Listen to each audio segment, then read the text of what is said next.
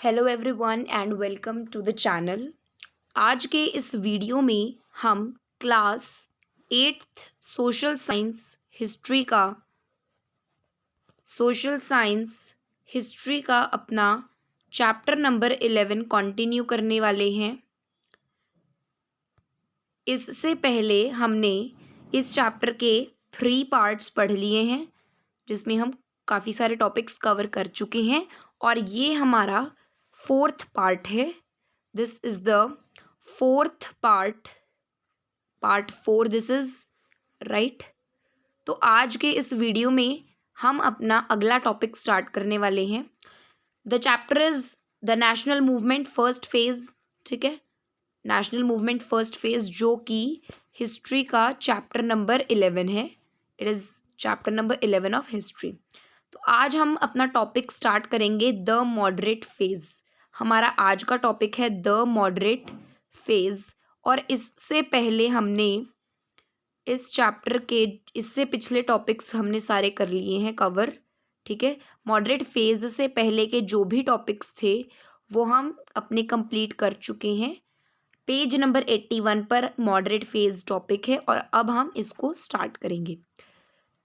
अब यहाँ पर हम 2 तरीके के लोगों के बारे में पढ़ने वाले हैं। ठीक है, एक हमारे पास मॉडरेट्स हैं, मॉडरेट्स, और एक हैं रैडिकल्स, ठीक है। तो मॉडरेट फेज से तो हम आज टॉपिक स्टार्ट करने वाले हैं, फिर रैडिकल्स भी आएंगे, द रैडिकल फेज भी आएगा, लेकिन उससे पहले इन दोनों के बीच में 2-3 टॉपिक और भी हैं। ठीक है, अब मॉडरेट्स कौन थे, रैडिकल्स कौन थे और कैसे इनके ऑब्जेक्टिव्स थे, क्या एम थी इनकी नेशनल मूवमेंट में, नेशनल फ्रीडम के लिए, व्हाट वर दे डूइंग। ठीक है, तो इसके बारे में हम जानेंगे। मॉडरेट्स और रैडिकल्स के बारे में मैं आपको अगर बताऊं तो ये बेसिकली आप कह सकते हो 2 ग्रुप्स थे। दोनों का एम तो यही था कि हमें फ्रीडम चाहिए, ये दोनों को चाहिए थी, मॉडरेट्स को भी और रैडिकल्स को भी। लेकिन किस तरीके से इन्हें फ्रीडम चाहिए वो अलग था, वेज वर डिफरेंट। ठीक है, मॉडरेट्स अलग तरीके से फ्रीडम चाहते थे और रैडिकल्स अलग वेज को यूज करके फ्रीडम को पाना चाहते थे। So this was the major difference. ठीक है, मॉडरेट्स और रैडिकल्स के बीच में। अब क्या वेज थे इनके, क्या डिमांड्स थी इनकी, वेज अलग थे, डिमांड्स अलग थी, तो उसको हम पढ़ेंगे। ठीक है, so we are on page number 81। Page 81 पर स्टार्ट करते हैं द मॉडरेट फेज। मॉडरेट का क्या मतलब होता है, कोई चीज़ हम कह रहे हैं मॉडरेट है, हमने कहा आज का वेदर मॉडरेट है, यानी कि आज का वेदर ठीक ठाक है, the weather is not harsh, है ना, अच्छा वेदर है, मॉडरेट वेदर है, वेदर कह रही हूँ मैं। ठीक है, तो मॉडरेट का मतलब होता है सॉफ्ट, समथिंग इज सॉफ्ट, कुछ नरम है। ठीक है, द मॉडरेट फेज। तो मॉडरेट का तो मतलब हो गया कुछ चीज नरम है, समथिंग इज सॉफ्ट। और फेज का मतलब होता है एक दौर, एक स्टेज। ठीक है, एक कुछ पीरियड ऑफ टाइम हुआ तो उसको बोल दिया फेज। तो जिस समय तक मॉडरेट तरीकों से फ्रीडम को मांगा गया वो क्या था, मॉडरेट फेज था, उसे मॉडरेट फेज बोला गया। ठीक है, नाउ ये जो पार्ट है दिस इज नॉट हेयर। ठीक है, ये किसी और चीज़ की डेफिनेशन है, it's not related to moderate. Okay, अब देखो, अब हम पूछ रहे हैं कि मॉडरेट फेज, यहाँ पर क्वेश्चन आता है कि कौन सा समय मॉडरेट फेज था। तो during the first 20 years of the Congress the moderate nationalists और moderates dominated the party. Congress के पहले 20 साल, हमने इससे पहले पढ़ा है कि कांग्रेस क्या थी और कैसे बनी थी। A.O. ह्यूम ने कांग्रेस बनाई थी। ठीक है, तो कांग्रेस के पहले 20 सालों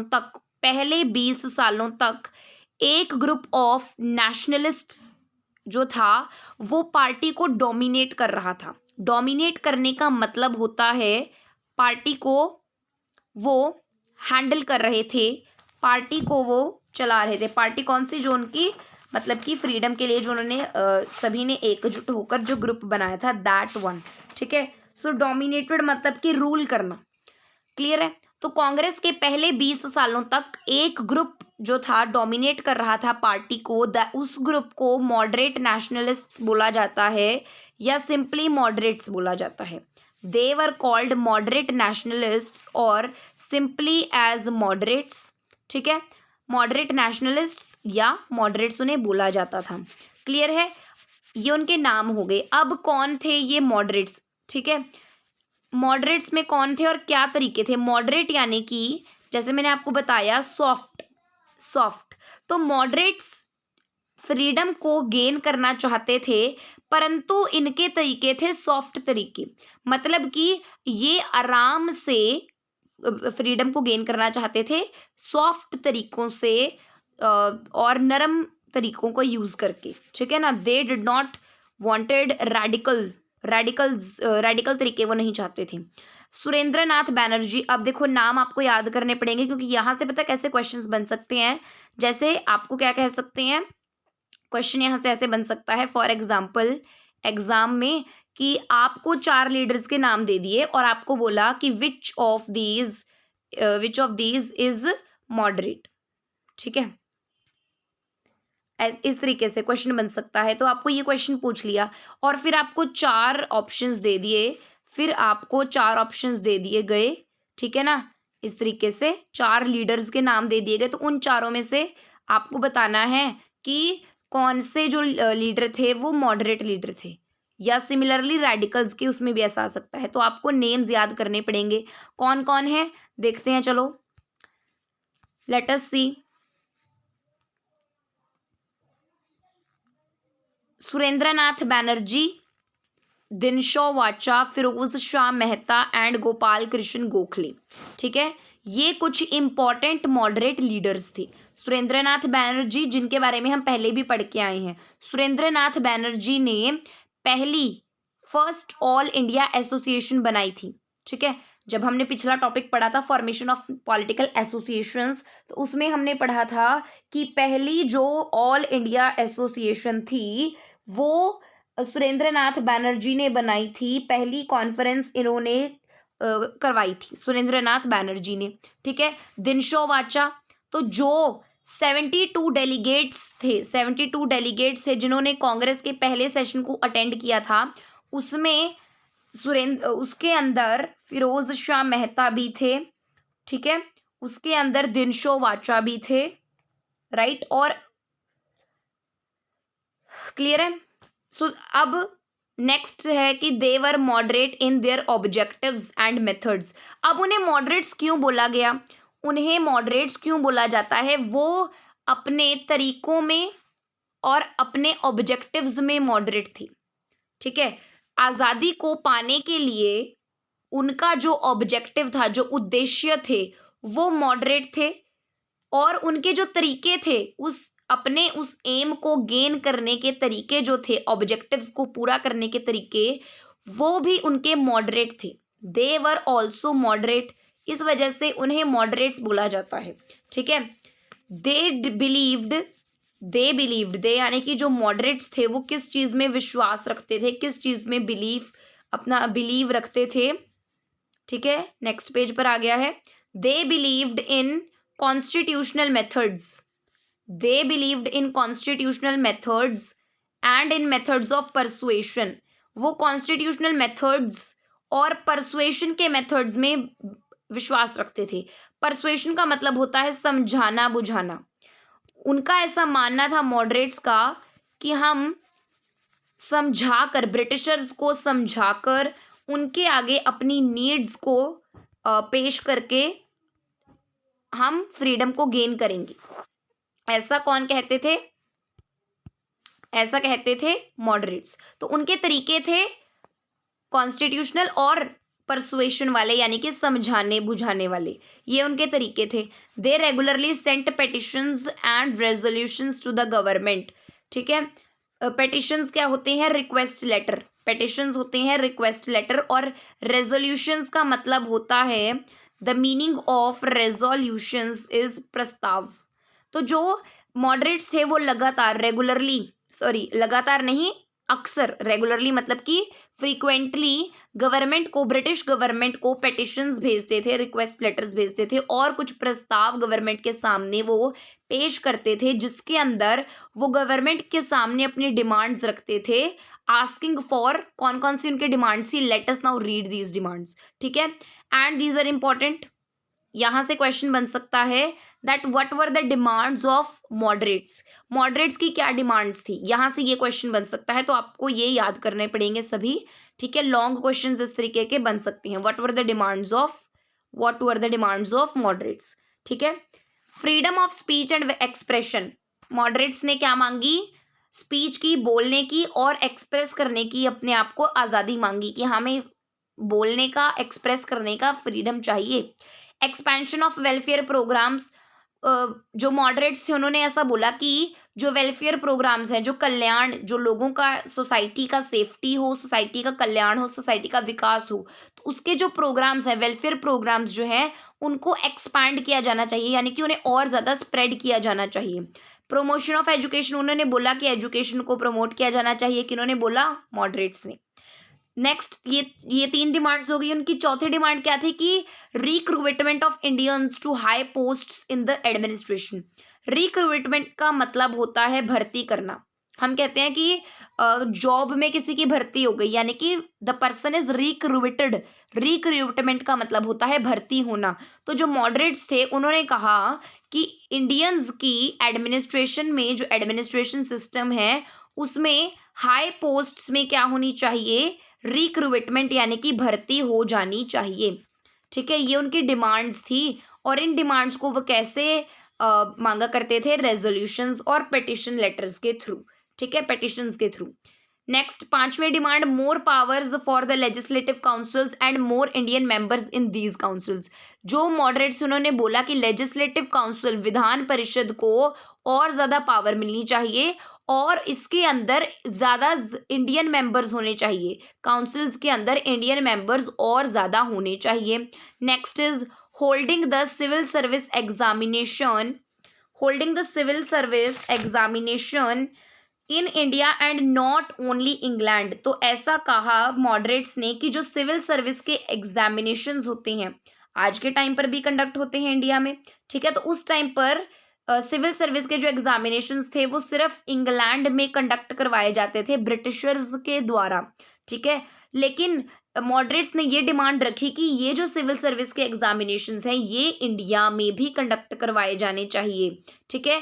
अगली उनकी डिमांड क्या थी कि जो इकोनॉमिक पॉलिसीज हैं गवर्नमेंट की उन्हें बदल दिया जाए ताकि इंडियन इंडस्ट्रीज को भी बेनिफिट हो, ठीक है, कि जो पॉलिसीज हैं जो पॉलिसीज हैं, इकोनॉमिक पॉलिसीज ब्रिटिश गवर्नमेंट की, उन्हें बदल दिया जाए, उन्हें इस तरीके से बनाया जाए कि इंडियन इंडस्ट्रीज का भी फायदा होना चाहिए, क्योंकि उस टाइम पर जो इंडियन जो क्राफ्ट्समैन थे और इंडिया के जो बेसिक इंडस्ट्रीज थी उनमें काफ़ी लॉस हुआ, बिकॉज जो ब्रिटिशर्स थे उन्होंने मॉडर्न इंडस्ट्रीज को इंट्रोड्यूस किया। अगला क्या है, अ cut in military expenditure. Expenditure क्या होता है, खर्चा। तो जो मिलिट्री थी, आर्मी जो रखी हुई थी उसमें बहुत ज़्यादा खर्चा जाता था, ठीक है। आर्मी किसकी, ब्रिटिशर्स की, तो उनके मेंटेनेंस में बहुत सारा खर्चा होता था and all that was taken from India only, वो सारा इंडिया से ही लिया जाता था, ठीक है। तो ऐसा बोला गया कि उसमें एक कट लगाया जाए। कट मतलब ऐसा नहीं कि कैंची से काट दो, कटौती लगाना, यानी कि उसमें रिडक्शन की जाए, ठीक है, उसमें रिडक्शन की जाए, जो पैसे मिलिट्री के लिए खर्चे जाते हैं उसमें रिडक्शन की जाए। और लास्ट क्या है कि इंडिया की वेल्थ का ब्रिटेन में ड्रेन रोक दिया जाए, stopping the drain of India's wealth to Britain. जो ब्रिटिशर्स थे वो क्या करते थे, इंडिया की जो वेल्थ थी, संपत्ति थी, जो यहाँ पर मनी था और जो यहाँ पर मिनरल्स मिलते थे बहुत सारे, और भी जो अच्छी अच्छी स्पाइसेस जो थे, जो चीज़ें इंडिया की वेल्थ को पूरा संपत्ति बनाते हैं, उसको क्या करते थे, यहाँ से ब्रिटिशर्स ब्रिटेन ले जाया करते थे, ठीक है ना। और यहाँ से बहुत सारा रॉ मटेरियल जो था ब्रिटेन में ले जाया जा रहा था ब्रिटिशर्स के द्वारा। तो ऐसा उन्होंने डिमांड किया मॉडरेट्स ने कि इंडिया की जो संपत्ति को ड्रेन कर रहे हो, ड्रेन करना यानी कि खाली कर देना, तो उस चीज़ को रोक दिया जाना चाहिए, उस चीज़ को स्टॉप कर दिया जाना चाहिए, राइट। तो ये सारी चीज़ें बोली मॉडरेट्स ने, अपनी डिमांड्स रखी किनके सामने, ब्रिटिशर्स के सामने, और वो डिमांड्स किस तरीके से रखते थे, बाय द पेटिशन लेटर्स। तो I hope that this is clear to you. ठीक है, तो हमारा टॉपिक मॉडरेट फेज खत्म हो गया है। मॉडरेट्स कौन थे, जिनके तरीके मॉडरेट थे? तो पहले 20 साल कांग्रेस के मॉडरेट्स ने पार्टी को डोमिनेट किया। कुछ 4 एग्जांपल्स यहाँ दिए हुए हैं, और उन्होंने कुछ डिमांड्स करी। तो ये डिमांड्स आप सारी याद कर सकते हो, ठीक है, क्योंकि यहाँ से क्वेश्चन बन सकता है। अब हम अपना अगला अपना अगला टॉपिक पढ़ने वाले हैं, that is British attitude towards the Congress. हमारा अगला टॉपिक है British attitude towards the Congress. जो ब्रिटिशर्स थे, कांग्रेस के तरफ उनका कैसा एटीट्यूड था, कैसा बिहेवियर था। अब अगर आपने पहले पढ़ा हो, हमने जैसे पहले पढ़ा है कि A.O. ह्यूम ने क्या किया था, कांग्रेस फॉर्म करी थी। A.O. ह्यूम ने, एलन ऑक्टेवियन ह्यूम ने, डॉट विल कम हियर, ठीक है, कांग्रेस को 1885 में फॉर्म करा था। वो एक ऐसी एसोसिएशन बनाना चाहते थे जो कि ब्रिटिशर्स के सुपरविजन के अंडर हो, प्लस जिसके अंदर ब्रिटिशर्स के सुपरविजन के अंडर तो वो होनी ही चाहिए, प्लस जिसमें वो क्या करें, इंडियंस के डिमांड्स लें, इंडिया के जो लोग हैं उनके डिमांड्स लें। तो क्या होता था, जो कांग्रेस थी, जो कांग्रेस पार्टी उन्होंने बनाई, मतलब A.O. ह्यूम ने फिर ऐसी एसोसिएशन बनाई और उसका नाम हो इंडियन नेशनल कांग्रेस। तो इसके कुछ अलग अलग सेशंस हुआ करते थे, अलग अलग मीटिंग्स कराई जाती थी साल में एक बार, अलग अलग जगह पर, in the different parts of the country India. उसमें क्या होता था, बहुत सारे इंग्लिश मैन जो थे इसमें पार्ट लेते थे इनिशियली स्टार्टिंग में। लेकिन जैसे जैसे समय बदलता गया, समय चलता गया, तो क्या हुआ कि अब ब्रिटिशर्स को कांग्रेस में कोई इंटरेस्ट नहीं रहने लगा। अब जो ब्रिटिशर्स थे, कांग्रेस की एक्टिविटीज की तरफ इतने ज़्यादा वो नहीं थे, इन्वॉल्व्ड नहीं थे। अब उन्होंने कांग्रेस में इन्वॉल्वमेंट अपना छोड़ दिया। ठीक है, late us now read it कि कांग्रेस की तरफ उनका एटीट्यूड पहले कैसा था और समय के साथ वो कैसे बदल गया। ठीक है, the British were favourably inclined towards the Congress during the early years of its formation. Favourably का मतलब होता है कृपा पूर्वक। ठीक है, फेवरेबली का मतलब होता है कृपा पूर्वक। तो और इंक्लाइंड का मतलब होता है इच्छुक।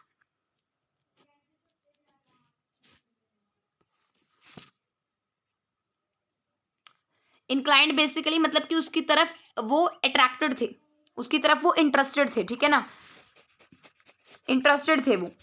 सो जो ब्रिटिशर्स थे वो कांग्रेस के अर्ली ईयर्स में, मतलब जब से कांग्रेस बनी उसकी फॉर्मेशन के कुछ सालों तक, कुछ अर्ली ईयर्स तक वो उसकी तरफ इंक्लाइंड थे, उसकी एक्टिविटीज में, कांग्रेस की एक्टिविटीज में इन्वॉल्व्ड थे। Some of British officials even attended Congress sessions and actively participated in the discussions.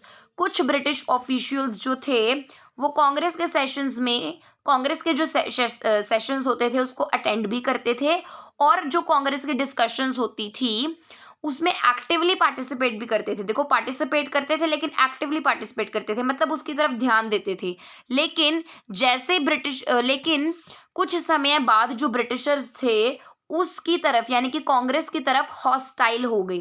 Hostile का मतलब होता है शत्रुतापूर्ण, मतलब कि अब उसके विरुद्ध हो गए, उसके ऑपोजिट हो गई। किसके? कांग्रेस के opposite. Opposite is the meaning of hostile, कि अब वो जो ब्रिटिशर्स थे अब कांग्रेस की तरफ क्या हो गए, वो उसके ऑपोजिट हो गए। पहले काफ़ी ज़्यादा इंटरेस्ट लिया करते थे कांग्रेस के डिस्कशंस में, कांग्रेस के जो सेशंस होते थे उन्हें भी वो अटेंड करते थे ब्रिटिशर्स। लेकिन जल्द ही कुछ सालों तक ऐसा रहा, लेकिन उसके बाद वो उसकी तरफ ऑपोजिट हो गई, उसके अगेंस्ट हो गई। They began to openly criticise the Congress. अब क्या होने लगा, जो ब्रिटिशर्स थे वो कांग्रेस को क्रिटिसाइज करने लगे ओपनली, यानी कि सभी के सामने एक बड़े लेवल पर उसको क्रिटिसाइज करने लग गए। क्रिटिसाइज का मतलब होता है किसी चीज के बारे में बुरा भला बोलना, किसी चीज का खंडन करना, किसी चीज के अगेंस्ट हो जाना, किसी चीज की निंदा करनी। ठीक है, they realized that instead of becoming a means to contain the anger of the masses, the Congress was becoming the focus of Indian nationalism. जो ब्रिटिशर्स थे कुछ समय बाद उन्हें ऐसा रियलाइज हुआ, उन्हें ऐसा लगने लगा कि जो Congress, Indian national Congress party है, एक means to contain anger of the masses. इसका मतलब क्या है? कंटेन का मतलब यहाँ पर है, the meaning of contain here is नियंत्रित करना, कि जो कांग्रेस थी वो लोगों के गुस्से को नियंत्रित करने के लिए बनाई गई थी। लोगों का जो गुस्सा है ब्रिटिशर्स की अगेंस्ट, उसको नियंत्रित करने के लिए, उसको रोकने के लिए, उसको अपने कंट्रोल में लाने के लिए हमने कांग्रेस फॉर्म करी थी। किसने? ब्रिटिशर्स ने कांग्रेस फॉर्म करी थी कि एक हम कांग्रेस, उन्होंने कांग्रेस एक ऐसी पार्टी बनाई जिसमें कि वो क्या करेंगे, ब्रिटिशर्स के अंडर होंगे और उसमें इंडियंस की प्रॉब्लम्स डिस्कस की जाएंगी। तो ब्रिटिशर्स को ऐसा लगता था कि इससे क्या होगा, लोगों का जो गुस्सा है, anger of the masses, masses क्या होती है? जनता, मासेस यानी कि जनता, तो उनका जो गुस्सा है वो कंट्रोल में रहेगा। किनके कंट्रोल में? ब्रिटिशर्स के कंट्रोल में, ऐसा उन्हें लगता था। उन्हें रियलाइज हुआ कि ऐसा नहीं हुआ। Now it is actually not like this, ठीक है ना। जो कांग्रेस है वो लोगों के गुस्से को कंट्रोल नहीं कर रही है, लेकिन जो कांग्रेस है वो क्या कर रही है, वो इंडियन नेशनलिज्म का एक फोकस बन रही है कि लोगों की प्रॉब्लम्स डिस्कस हो रही हैं।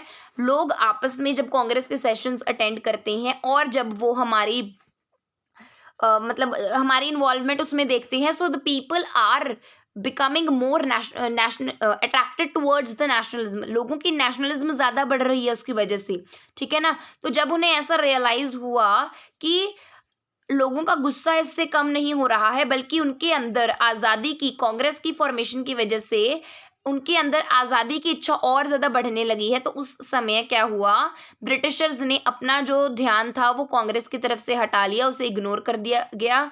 उन्हें वो ओपनली क्रिटिसाइज करने लगे और उसके जो सेशंस पहले अटेंड किए जाते थे, अब ऐसा कोई सीन नहीं रहा, ठीक है।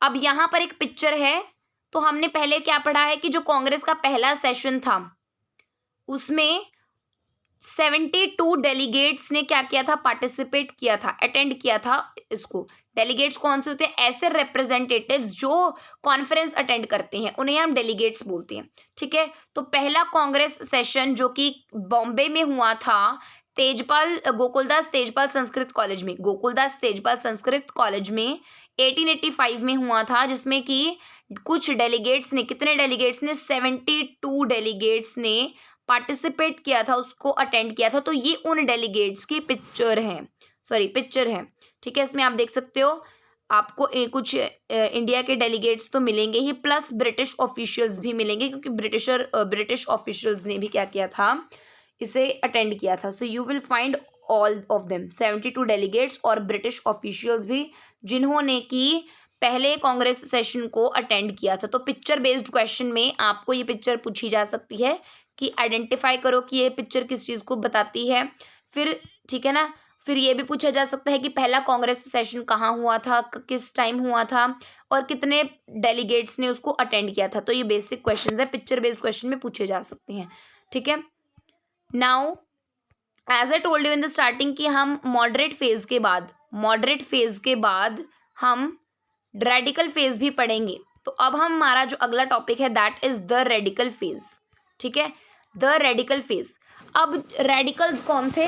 आप कह सकते हो मॉडरेट्स के ऑपोजिट। मॉडरेट्स के तरीके अलग थे, उनके ऑपोजिट तरीके थे रेडिकल्स के। The failure of the moderates to achieve political reforms brought forth new trends in the Congress. अब जो मॉडरेट्स थे उनका फेल्यूर हो गया, मॉडरेट्स के जो तरीके थे वो फेल हो गए, वो पॉलिटिकल रिफॉर्म्स को, यानी कि रिफॉर्म्स होते हैं सुधार, वो सुधार को नहीं अचीव कर पाए, उनका फेल्यूर हुआ मॉडरेट्स का, उनके तरीके फेल हो गए, ठीक है ना। तो उसके बाद क्या हुआ, जब मॉडरेट्स फेल हो गए, उनके फेल होने की वजह से क्या हुआ, फोर्थ न्यू ट्रेंड आया कांग्रेस में। फोर्थ यहाँ पर फोर्थ वाला फोर्थ नहीं है, ठीक है, that is not the fourth here, ठीक है। अगर आपने कभी वर्ड सुना हो, एक मतलब जैसे हम पढ़ते हैं तो उसमें एक वर्ड आता है बैक एंड फोर्थ, एक मिनट, ठीक है, हम कहते हैं ना बैक एंड फोर्थ मूवमेंट हो रही है, हम पढ़ते हैं back and fourth movement, back and fourth movement हो रही है, ठीक है। तो बैक यानी कि पीछे, बैक का मतलब हुआ पीछे, बैक का मतलब हुआ पीछे जाना, तो फोर्थ यानी कि आगे, फोर्थ होता है आगे। तो जैसे ब्रिटिशर्स से अपने पॉलिटिकल रिफॉर्म्स गेन करने में, अचीव करने में मॉडरेट्स फेल हो गए, उनके फेलुअर के बाद कुछ नए ट्रेंड्स आए आगे कांग्रेस में, ठीक है ना। Some new trends were brought forth in the Congress, यानी कि उन्हें आगे लाया गया, ठीक है। जो फेल हो गए अब वो इतने ज्यादा पावर में नहीं थे, ठीक है। The new group of leaders were called radical nationalists और सिंपली एज रेडिकल्स। जो नया ग्रुप आया लीडर्स का, उन्हें रेडिकल नेशनलिस्ट्स बोला जाता है या सिंपली रेडिकल्स भी बोला जाता है, ठीक है। ये रेडिकल नेशनलिस्ट्स थे। कब, ये कैसे अराइज हुए, जब मॉडरेट्स फेल हो गए, मॉडरेट्स पॉलिटिकल रिफॉर्म्स को अचीव करने में फेल हो गए, तो एक नया ग्रुप आया लीडर्स का जिनको रेडिकल नेशनलिस्ट्स या सिंपली रेडिकल्स बोला जाता था। उनमें कौन कौन थे, ये बहुत इंपॉर्टेंट है, दिस इज वेरी इंपॉर्टेंट। क्या आपने कभी लाल बाल पाल सुना है? Have you ever listened Lal Bal Pal? Lal Bal Pal 3 radical nationalist थे, ठीक है ना। लाल बाल पाल, पूरे नाम अभी इनके पढ़ेंगे हम आगे, देखो। They were led by Lala Lajpat Rai, Lala Lajpat Rai, Bal Gangadhar Tilak and Bipin Chandra Pal. Lala Lajpat Rai, Bal Gangadhar Tilak and Bipin Chandra Pal, which are popularly known as Lal Bal Pal, ठीक है। अब लाल बाल पाल इन्हें पॉपुलरली बोला जाता है। तो क्वेश्चन क्या बन सकता है यहां से कि विच 3 leaders are known as Lal Bal पाल। तो आपको उन 3 लीडर्स के नाम बताने पड़ेंगे, ठीक है ना। अब ये जो लाल बाल पाल है, ये इनके नाम से ही डराइव किया गया है, ठीक है ना। लाल बाल पाल तीनों को ही जो है टुगेदरली, मतलब हम बात करें तो इनको लाल बाल पाल बोला जाता है। अब इनके नाम से ही डराइव हुआ है लाल बाल पाल। लाला लाजपत राय के नाम से क्या डराइव हो गया? लाल। बाल गंगाधर तिलक नाम से बाल, और बिपिन चंद्र पाल से पाल। तो तीनों मिलकर लाल बाल पाल बने। तो it's very easy to remember. Radicals कौन थे, उनके एग्जाम्पल्स, मतलब कौन से लीडर्स रेडिकल्स थे, उनको याद करना बड़ा इजी है। लाल बाल पाल आप याद करिए। लाल से लाला लाजपत राय, बाल से बाल गंगाधर तिलक जी, और पाल से बिपिन चंद्र पाल। क्लियर है? These leaders felt that the present ways of the Congress were ineffective. Present ways यानी कि जो मॉडरेट प्रेजेंट वेज जो थे, मॉडरेट वेज थे। उन्हें ऐसा लगता था, इन तीनों को, लाल बाल पाल को, इन लीडर्स को, कि जो कांग्रेस के प्रेजेंट वेज हैं, यानी कि जो मॉडरेट तरीके हैं कांग्रेस के, वो इनइफेक्टिव हैं, यानी कि अप्रभावी हैं, उनका कोई असर नहीं पड़ रहा ब्रिटिशर्स पर। They were in favour of more radical objectives and methods. जो लाल बाल पाल थे, ये जो लीडर्स थे, रेडिकल फेज, जब रेडिकल्स आए तो उस समय रेडिकल्स का दौर आया, उसे रेडिकल फेज बोला गया है, ठीक है। तो ये किसके फेवर में थे? रेडिकल ऑब्जेक्टिव्स के, कि अब हमें थोड़ा सा एग्रेसिव होना पड़ेगा, आराम से शांतिपूर्वक काम कर कर हमें कोई फायदा नहीं हुआ, कोई हमें रिस्पॉन्स नहीं मिला है, हम इग्नोर किए गए हैं, तो हमें थोड़ा रेडिकल होना पड़ेगा, थोड़ा एग्रेसिव होना पड़ेगा, थोड़े एग्रेसिव तरीके हमें अपनाने पड़ेंगे अगर हम चाहते हैं ब्रिटिशर्स को इंडिया से भगाना। They called for strong political actions. तो उन्होंने क्या कहा कि कुछ हमें स्ट्रॉन्ग पॉलिटिकल एक्शंस लेने पड़ेंगे, जैसे कि स्ट्राइक्स हड़ताल। उन्होंने बोला कि हमें हड़ताल करनी पड़ेगी। बायकाट, बहिष्कार, हमें ब्रिटिश इंस्टीट्यूशंस का और ब्रिटिश गुड्स का क्या करना पड़ेगा? बायकाट करना पड़ेगा। देखो, ये जो गुड है, ये वो गुड नहीं जो आपकी टीचर आपको नोटबुक में देती है, ठीक है ना। आपने सुंदर काम करा, आपकी टीचर ने आपको गुड दी, ये वो वाली गुड नहीं है। गुड्स का मतलब होता है सामान, गुड्स का मतलब होता है सामान। तो उन्होंने बोला कि बायकाट करो, बहिष्कार करो। किस चीज़ का बहिष्कार करना है? जो ब्रिटिश इंस्टीट्यूशंस हैं, जो ब्रिटिश ऑर्गेनाइजेशंस हैं, और जो ब्रिटिशर्स का सामान है, उसका बहिष्कार करो। ब्रिटिश गुड्स को यूज ना किया जाए, हड़ताल करो, बायकाट करो। And mass demonstrations to spread awakening among the people. Mass demonstrations का मतलब होता है जुलूस निकालना। जुलूस जैसे कुछ निकलते हैं ना, लोग सड़कों पर रैलीज वगैरह निकालते हैं, ठीक है ना, इकट्ठे होकर किसी चीज़ के नारे लगाए जाते हैं, तो वो क्या है, डेमोन्स्ट्रेट कर रहे हैं, ठीक है ना, स्ट्रीट प्लेस किए जाते हैं, तो वो सब क्या है, डेमोन्स्ट्रेशंस हैं। तो रेडिकल्स का ऐसा मानना था कि हड़ताल करो, ब्रिटिशर्स के इंस्टीट्यूशंस, उनके ऑर्गेनाइजेशंस और उनके सामान का, ब्रिटिश गुड्स का बायकॉट किया जाए, मास डेमोन्स्ट्रेशंस की जाए, ताकि लोगों के अंदर अवेकनिंग आ सके, उनके अंदर क्या हो सके, एक उनको जागरूकता उनके अंदर पैदा हो, ताकि पॉलिटिकल रिफॉर्म्स को अचीव किया जा सके, यानी कि पॉलिटिकल सुधारों को अचीव किया जा सके। ठीक है, अब ये यहाँ पर दिस इज वेरी इंपॉर्टेंट, यहाँ से क्वेश्चन बन सकता है, this part is very important, ठीक है ना, वेरी इंपॉर्टेंट। यहाँ से 1 मार्क और आपका 3 मार्क का क्वेश्चन भी बन सकता है। ठीक है, लेट अस नाउ रीड क्या कह रही हैं। बाल गंगाधर तिलक, जो कि एक रेडिकल लीडर थे, called for the attainment of Swaraj. बाल गंगाधर तिलक ने स्वराज की मांग की। अटेनमेंट होता है प्राप्ति, अटेनमेंट का मतलब होता है प्राप्ति, टू गेट, ठीक है ना।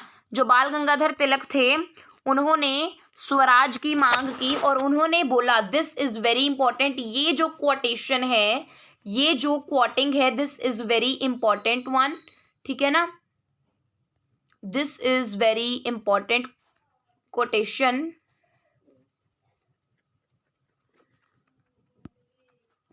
Okay, Swaraj is my birth right and I shall have it. Swaraj is my birth right and I shall have it. अब इस कोटेशन को समझने से पहले हम समझते हैं what is Swaraj. Let us understand what is Swaraj. ठीक है, स्वराज का मतलब क्या होता है, let me just clear part two right. ठीक है, स्वराज का मतलब क्या होता है,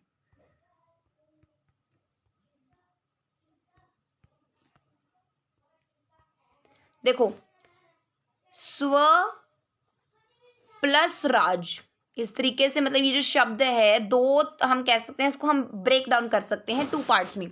एक हो गया स्व, एक हो गया राज। ठीक है, इसको हिंदी में यदि हम लिखें इस तरीके से, स्व प्लस राज। ठीक है, स्व का मतलब हो गया, जैसे हम कहते हैं ना, स्वयं अपना कार्य करें, स्व यानी कि अपना, स्व का यहाँ मतलब हो गया अपना, अपना, और राज, ठीक है ना, अपना रूल, अपना राज, ठीक है ना, स्वराज, सेल्फ रूल। तो स्वराज का मतलब होता है, ये तो मैंने आपको चलो हिंदी में इसको ब्रेक डाउन करके बताया, तो इसकी जो डेफिनेशन है, that is government formed and run by the people of a country. Government formed and run by the people of a country. Government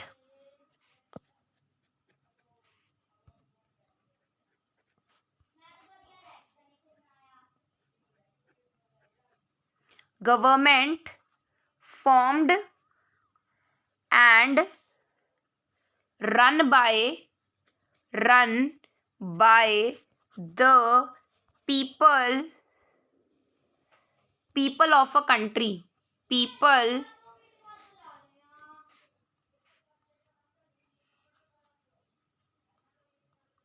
of a country। ठीक है ना, एक ऐसी गवर्नमेंट जो कि एक कंट्री के लोगों द्वारा ही बनाई जाए, और रन बाय यानी कि उसको चलाएं भी देश के लोग ही, तो उसको हम बोलेंगे स्वराज है। क्लियर है, I hope that the meaning of swaraj is clear to you. अब उन्होंने जो कोटेशन दी थी, बाल गंगाधर तिलक ने जो कोटेशन दी थी, Swaraj is my birth right and I शिल हैव इट, उन्होंने बोला कि स्वराज जो है वो मेरा जन्म सिद्ध अधिकार है, वो मेरा बर्थ राइट है, और मुझे वो मिलना चाहिए और मैं उसे लूंगा। I will have it, I shall have it. ठीक है, उन्होंने बोला Swaraj is my birth right and I shall have it. अब यहाँ से क्वेश्चन क्या बन सकता है कि आपको ये पूछा जाएगा कि व्हाट वाज डिक्लेयर्ड बाय बाल गंगाधर तिलक, ठीक है ना, या फिर ऐसा पूछ लेंगे कि स्वराज की जो मांग थी वो किसने की थी, या आपको ये क्वोटिंग दे दी जाएगी, Swaraj is my birth right and I shall have it, और पूछ लिया जाएगा कि ये क्वोटिंग किसने बोला, ये मांग किसने की? तो आपको पता होना चाहिए, इट वॉज बाल गंगाधर तिलक। क्लियर? सो यहाँ पर हमारा ये टॉपिक खत्म होता है and I hope that you have understood this. अब यहाँ पर एक थिंक एंड आंसर क्वेश्चन है, whose methods do you support, the moderates और द रेडिकल्स, व्हाई? आप किसके तरीकों को सपोर्ट करते हो? मॉडरेट्स के मॉडरेट तरीकों को या रेडिकल्स के तरीकों को, और आप ऐसा उनको क्यों सपोर्ट करते हो? तो अब हमने जो समझा है उसके बेसिस पर और आपकी अपनी चॉइस के बेसिस पर आप इस क्वेश्चन का आंसर दे सकते हैं। Now let's move to our next topic, partition of Bengal 1905। This is very important. यहाँ पर एक क्वेश्चन बड़ा इंपॉर्टेंट बनता है कि कौन से सन में, कौन से ईयर में बंगाल को बांट दिया गया था? आपको याद करना पड़ेगा 1905। ठीक है, अब देखो, ऑन जुलाई 1905 जो बंगाल है ना, जो बंगाल, वेस्ट बंगाल आज के टाइम पर हम देखते हैं, ये पहले के टाइम पर उतना सा नहीं होता था। जो पहले बंगाल था ना, उसके वो एक बहुत बड़ा सूबा था, यानी कि जो बंगाल था उसको कोई वेस्ट बंगाल कोई ऐसा कुछ नाम नहीं था, सिंपली उसको बंगाल बोला जाता था।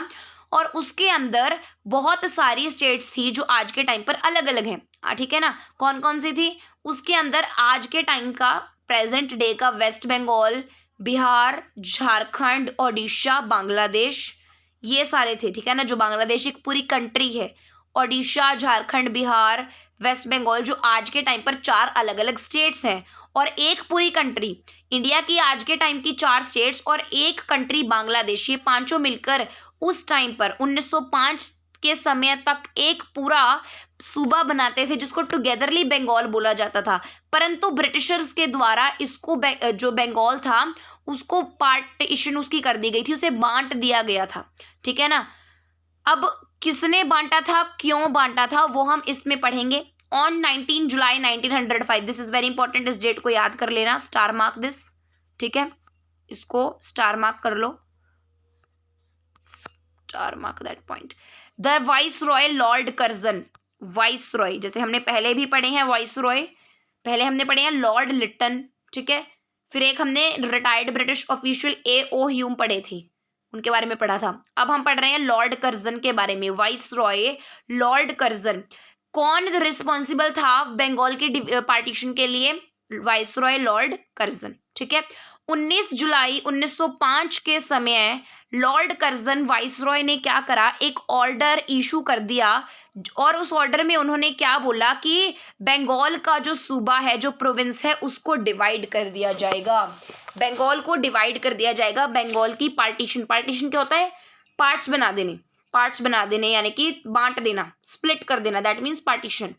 उन्होंने ऑर्डर दे दिया। अब जो बंगाल था उस टाइम पर, उसमें क्या क्या होते थे, जो मतलब बंगाल का प्रोविंस था, जो सूबा था, उसमें क्या थे, आज के प्रेजेंट के टाइम का वेस्ट बंगाल, बिहार, झारखंड, उड़ीसा और बांग्लादेश। उन्होंने क्या बोला कि जो बंगाल है उसको 2 पार्ट्स में डिवाइड कर दिया जाए, उसको 2 पार्ट्स में डिवाइड कर दिया जाए। ठीक है ना? East Bengal now Bangladesh. अब देखो कौन से 2 पार्ट्स थे?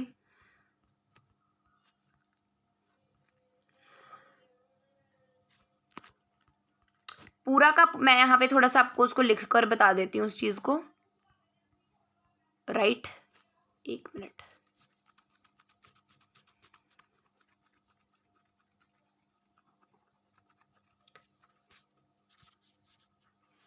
पूरा का पूरा प्रोविंस था बंगाल का। ठीक है, जिसके अंदर इंडिया के आज के प्रेजेंट टाइम की 4 स्टेट्स थी। सो बंगाल, ठीक है, क्या बोला गया कि उसको 2 पार्ट्स में बांट दिया जाए, 2 पार्ट्स टू बी मेड। और वो कौन कौन से थे? ईस्ट बंगाल यानी कि बांग्लादेश, ईस्ट बंगाल, ठीक है ना, एंड द अदर पार्ट। ठीक है, बचा हुआ एक हिस्सा बना देंगे। और जो ईस्ट बंगाल है, जो कि आज के टाइम पर क्या है, आज के टाइम पर दैट इज बांग्लादेश। ठीक है, 2 पार्ट्स में उसको डिवाइड करने के लिए बोल दिया गया था, लॉर्ड कर्जन ने 19 जुलाई 1905 को बोला था, दैट इज बांग्लादेश। ठीक है,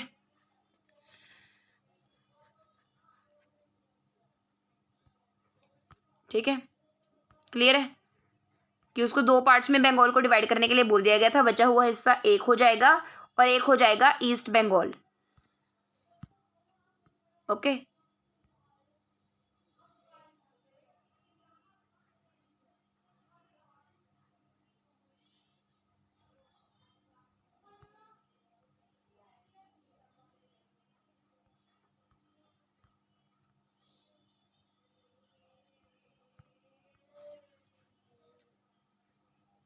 इस तरीके से, ठीक है।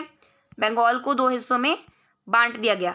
अब जो ईस्ट बंगाल था दैट वाज व्हाट, बांग्लादेश। आज के टाइम पर उसे हम बांग्लादेश के नाम से जानते हैं, which is a complete country, पूरी एक कंट्री है। जो बांग्लादेश था इसमें क्या था, at that time in Bangladesh majority जो थी मुस्लिम लोगों की थी और जो बाकी का था उसमें हिंदू ज्यादा रहते थे, ठीक है। जो बांग्लादेश था उसमें किसकी मेजोरिटी थी, मुस्लिम्स की, उसमें मेजोरिटी थी मुस्लिम्स की।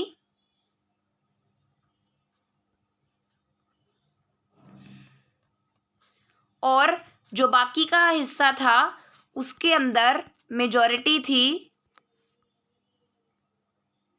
मेजोरिटी यानी कि ज्यादा संख्या, ठीक है, ज्यादा होना।